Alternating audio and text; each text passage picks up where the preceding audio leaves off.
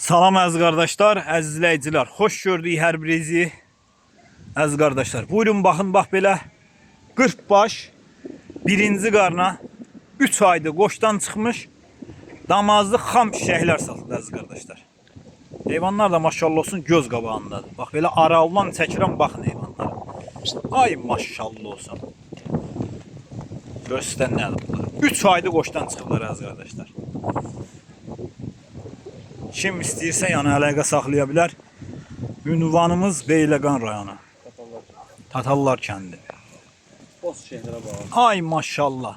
Nömrəm 051 792 83 28. Kim istəyirsə əlaqə saxlasın qardaş. Ay maşallah olsun. Göstər bunlar nədir? Kobralar sefonlar kaldı. Ay maşallah. Heyvan göz qabağındadır. Kim istəsə əlaqə saxlasın.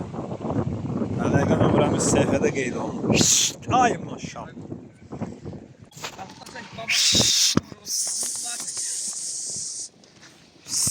Hey.